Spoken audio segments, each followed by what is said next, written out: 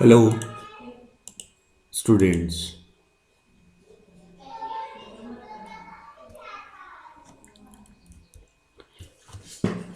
Previous lecture में हमने compilation और एग्जीक्यूशंस जो है सी प्रोग्राम का किस तरह से हम लोग कंपाइलेशन करते हैं और एग्जीक्यूशन करते हैं उसका प्रोसेस हमने लर्न किया था। पूरा फ्लो चार्ट हमने देखा था। ठीक है। और हमने टू टाइप्स की एरर्स देखी थी। First is the static error and second one is the dynamic errors, और हम बोल सकते हैं कंपाइल टाइम एरर्स और रन टाइम एरर्स। ठीक है। सिंटैक्स एरर्स और लॉजिकल एरर्स। ठीक है। नेक्स्ट आज हम वोकेबलरी और हम बोल सकते हैं कि कुछ हमारे रूल्स और रेगुलेशंस हैं सी प्रोग्राम के। ठीक है। तो सबसे फर्स्ट आता है हमारा, हम कुछ टोकन्स पढ़ेंगे सी के। टोकन्स में से एक तरह से जो बेसिक ब्लॉक डायग्राम्स ब्लॉक्स हैं या बेसिक बिल्डिंग ब्लॉक्स हैं प्रोग्राम के, वो हम लोग कुछ स्टडी करेंगे कि नॉर्मली जो यूज़ होते हैं हमारे प्रोग्राम में। तो सबसे फर्स्ट आता है हमारा टोकन। टोकन जो होते हैं this are the basic building blocks, या हम बोल सकते हैं this are the basic components of the source program. हमारा जो सोर्स कोड है उस सोर्स कोड के जो बेसिक कंपोनेंट्स है जो जनरली हमें ध्यान रखने होते हैं जब हम प्रोग्राम बनाते हैं, उन चीज़ों को या उनके जो रूल्स हैं उन रूल्स को हमें ध्यान में रखना होता है। That is the basic components is the known as tokens. और हम बोल सकते हैं कि हर प्रोग्राम के अंदर, सी के प्रोग्राम के अंदर, each and every smallest individual unit, each and every smallest individual unit is known as a C token। पूरे पूरे प्रोग्राम में कुछ भी छोटे से छोटा जो चीज़ है, ठीक है, कोई भी पर्टिकुलर यूनिट है, that is known as token, जो भी हम लोग यूज़ करेंगे। ठीक है। हम देखेंगे आगे कौन कौन से होते हैं। तो यहाँ पे बेसिक वोकेबलरी जो है उससे टोकन से ही बनती है। Makeup the basic vocabulary of a computer language. यहाँ पे हमारे पास कुछ टोकन्स के टाइप्स होते हैं। First is the keywords, second is the identifiers, third one is the constants, strings and special symbols। These are the 6 types of tokens जो basic components हैं हमारे प्रोग्राम के। जिस प्रोग्राम के अंदर कीवर्ड्स भी हम यूज़ करेंगे, आइडेंटिफायर्स भी हम यूज़ कर सकते हैं, कॉन्स्टेंट्स भी यूज़ करेंगे, स्ट्रिंग्स भी यूज़ कर सकते हैं और स्पेशल सिम्बल्स भी यूज़ कर सकते हैं। तो this are the 6 tokens, 6 basic components of our program, or we can say the tokens of the C program। ठीक है। तो सबसे फर्स्ट हमारे पास आता है दैट इज द टोकन्स कि सबसे फर्स्ट आता है हमारे पास कि keywords. What is the keywords? Keywords name से ही वैसे पता चल रहा है। कीवर्ड्स मीन्स जो मेन वर्ड्स हैं, मेन जो वर्ड्स हैं जो कि सी के अंदर ऑलरेडी डिफाइंड है, words that are already defined in our C compiler or C language, that is known as keywords। ठीक है। जिनका मीनिंग और जिनका यूज़ ऑलरेडी हमारे सी के कंपाइलर के अंदर, ऑलरेडी हमारा जो सी है वो सी के कंपाइलर के अंदर ऑलरेडी डिफाइंड है। ठीक है। ऑलरेडी डिफाइंड जो होते हैं, ऑलरेडी डिफाइंड जो हैं, that is known as keywords. ठीक है। Keywords are predefined and reserve words. Predefined means इनका जो मीनिंग है, इन कीवर्ड्स का जो मीनिंग है वो पहले से डिफाइंड है, पहले से इनका डिफाइंड है, जिनको हमारे जो कंपाइलर है उस कंपाइलर ने उसको रिजर्व कर लिया है कि मैं ही इनको यूज़ करूँगा और कोई इनको यूज़ नहीं कर सकता है। ठीक है। सिर्फ मैं ही इनको यूज़ करूँगा और कोई भी इन वर्ड्स को यूज़ नहीं कर सकता है, कोई बाहर का यूज़र इसको यूज़ नहीं कर सकता है। इसका मीनिंग ऑलरेडी डिफाइंड है कि ये इस चीज़ के लिए यूज़ होगा, ये इस चीज़ के लिए होगा, ये इस चीज़ के लिए होगा, और रिजर्व्ड है, आप उसको यूज़ नहीं कर सकते हो। ठीक है, तो कीवर्ड्स जो हैं वो इनबिल्ड होते हैं, प्रीडिफाइंड होते हैं और रिजर्व्ड होते हैं कंपाइलर के लिए। इनका एक स्पेशल मीनिंग होता है। कंपाइलर हर वर्ड्स का, हर कीवर्ड्स का एक स्पेशल मीनिंग होता है, वो उसी पर्पस के लिए यूज़ होते हैं। आप उनको अपने यूज़ के लिए नहीं कर सकते हो, या उसका जो पर्पस है, जिस चीज़ के लिए वो बने हैं, अगर आप चेंज करना चाहो तो नहीं कर सकते, क्योंकि वो ऑलरेडी प्रीडिफाइंड है, ऑलरेडी रिजर्व वर्ड्स हैं जिनको कंपाइलर ने रिजर्व कर रखा है, और उनका मीनिंग स्पेशल मीनिंग होता है। ठीक है, इनको हम लोग किसी वेरिएबल के नेम की तरह, फंक्शन के नेम की तरह, हम हमारे, जैसे मैंने बताया ना कि हम हमारे यूज़ के लिए हम उनको यूज़ नहीं कर सकते। मैं चाहूँ कि मैं मेरे उस जो नेम है, जो वर्ड है, उसको मैं मेरे यूज़ के लिए यूज़ कर लूँ तो नहीं कर सकता। वो ऑलरेडी जिस चीज़ के लिए बने हैं वो वही काम करेंगे, उसके अलावा वो दूसरा काम नहीं कर सकते, और मैं मेरे लिए उनको यूज़ नहीं कर सकता। सी के अंदर यहाँ पे हमारे पास 32 कीवर्ड्स होते हैं। कितने कीवर्ड्स होते हैं? 32 कीवर्ड्स होते हैं ए नाइस साइज सी में। हम बोल सकते हैं कि सी के अंदर यहाँ पे हमारे पास 32 रिजर्व वर्ड्स हैं जिनको हम यूज़ नहीं कर सकते हैं। वो हमारे कंपाइलर जो है उसको यूज़ करता है, जो ऑलरेडी उसके लिए डिफाइंड होते हैं। ठीक है, यहाँ पे हमारे पास this are the 32 keywords. Auto, ठीक है, break, case, char, const, continue, default, do, double, else, enum, extern, float, for, go to, if, int, long, register, return, short, signed, size of, static, struct, switch, typedef, union, unsigned, void, volatile, and while. These are the 32 these are the 32 आपके keywords हैं जिनको compiler ही use करता है, उसके अलावा कोई इनको use नहीं कर सकता है।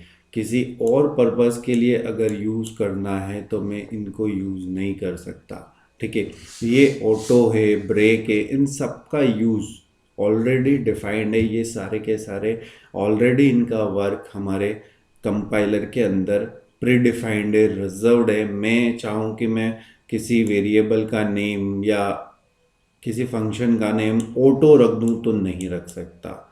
मैं किसी वेरिएबल का नेम फंक्शन नेम या वेरिएबल का नेम डबल रख दूँ तो मैं नहीं रख सकता, क्योंकि ये ऑलरेडी डिफाइंड है। मेरा कंपाइलर जैसे ही मैं इस चीज़ को यूज़ करूँगा, मेरा कंपाइलर क्या करेगा? एरर दे देगा। इस चीज़ को मैं इसका ऑलरेडी वर्ड या ऑलरेडी वर्क डिफाइंड है। तो this is the keywords. Keywords means reserve words है, प्रीडिफाइंड है, 32 कीवर्ड्स है। मैं इनको मेरे पर्पस के लिए यूज़ नहीं कर सकता, मैं इसका मीनिंग चेंज नहीं कर सकता। ठीक है,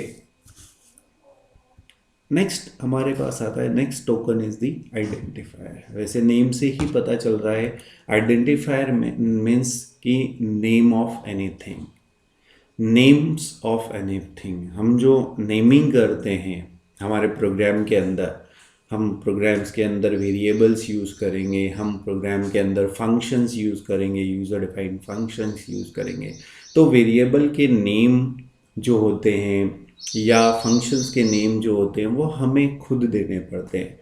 मीन्स जो यूज़र डिफाइंड होते हैं, मीन्स यूज़र जिनको डिफाइन करता है उनके नेम्स हमें देने होते हैं, and that is known as identifier. Means किसी भी चीज़ को आप आइडेंटिफाई कैसे करोगे? सपोज मुझे आप पर्टिकुलर क्लास में से, आपकी क्लास में से किसी बंदे को अगर आइडेंटिफाई करना है या मुझे उसको बोलना है, कुछ क्वेश्चन पूछना है, तो मैं कैसे बोलूँगा उसको कैसे मैं आइडेंटिफाई करूँगा? उसके नेम से या रोल नंबर से।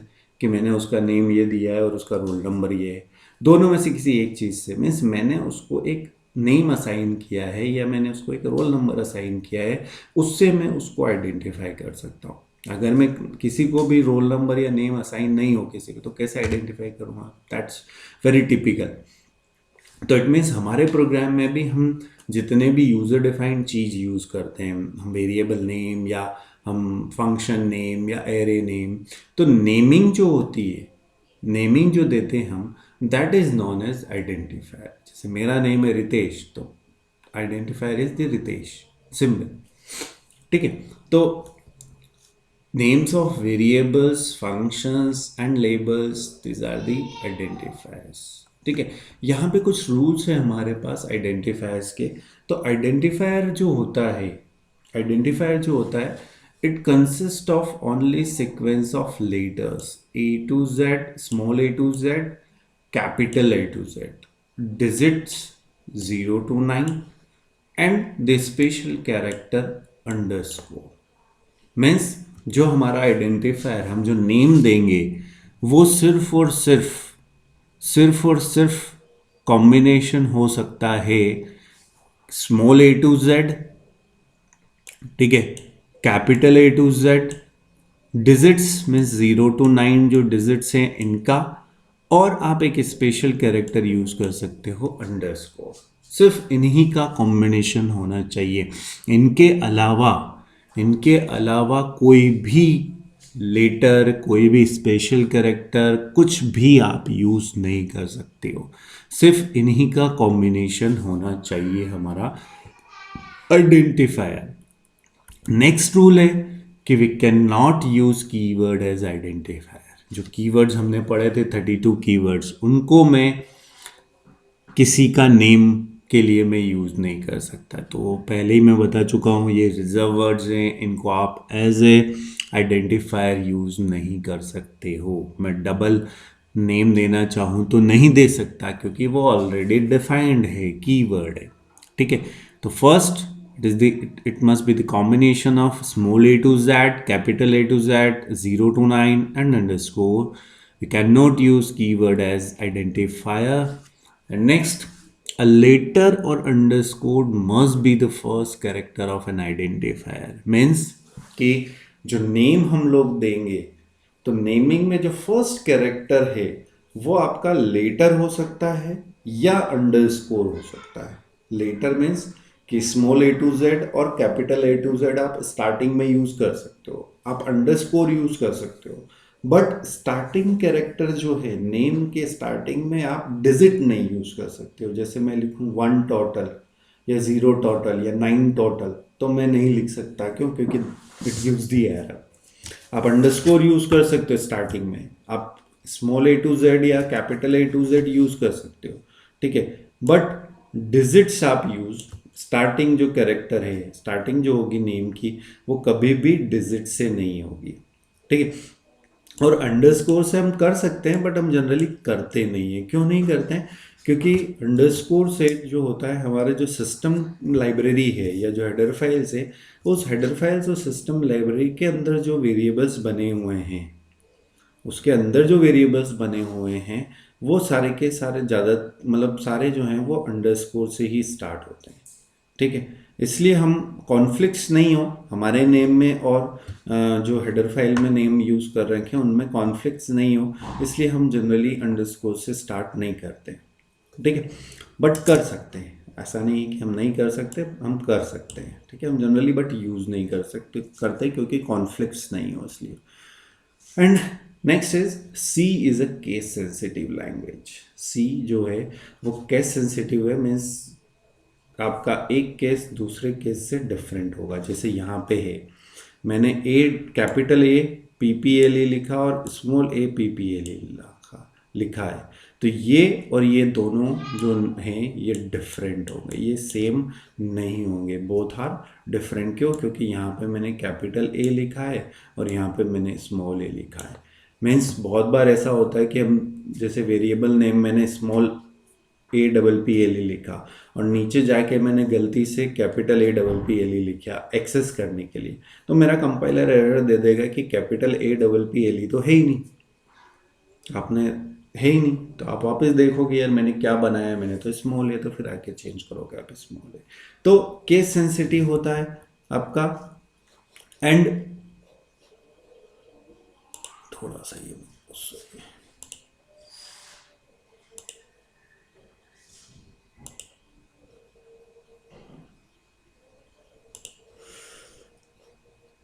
सी recognize only first 31 characters, means जो आइडेंटिफायर के जो लेंथ है, लेंथ जो है आपकी, ठीक है, वो 31 कैरेक्टर्स की ही होगी। उससे ज़्यादा की होगी तो एरर नहीं देगा, बट उससे ज़्यादा की अगर है तो वो सिर्फ और सिर्फ 31 कैरेक्टर्स जो हैं उन्हीं को वो रिकॉग्नाइज करेगा, उसके बाद वाला को नेम में कंसिडर ही नहीं करेगा। ठीक है, वैसे जनरली इतना लंबा हम नेम, इतना लेंदी हम नेम लेते नहीं है, बट हमें ध्यान रखना है कि C recognize only the first 31 characters, 31 character length तक का जो है वो रिकॉग्नाइज करेगा, उसके बाद वो रिकॉग्नाइज नहीं करेगा, उसके बाद वाले को वो डिस्कार्ड कर देगा। क्लियर? हम एरर नहीं देगा, अगर आपने ज़्यादा भी दिया है तो एरर नहीं देगा। ठीक है, जैसे ये है हमारे पास, this are the valid variable names. एन, इसमें देखो ना तो ये डिजिट, ये लेटर्स हैं तो कोई दिक्कत ही नहीं है, स्टार्टिंग में डिजिट आ नहीं रहा है। ठीक है, तो this is the valid. X is a valid. Underscore ID, हाँ अंडरस्कोर मैं स्टार्टिंग में यूज कर सकता हूँ, this is also a valid.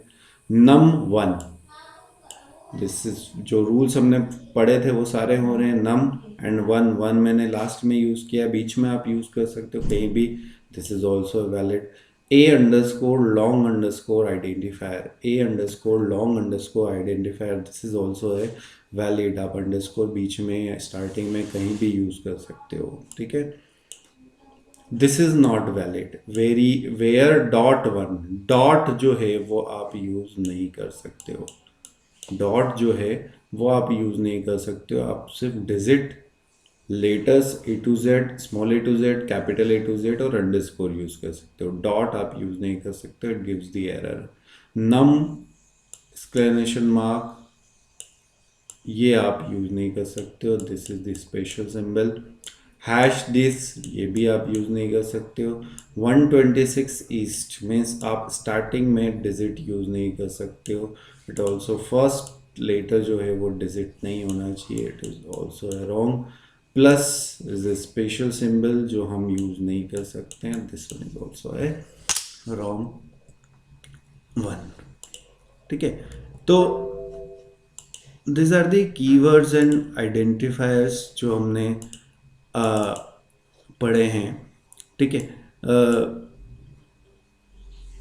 Next class में हम लोग कुछ कॉन्स्टेंट्स और कुछ और टॉपिक्स पढ़ेंगे। ठीक है, ऑल द बेस्ट।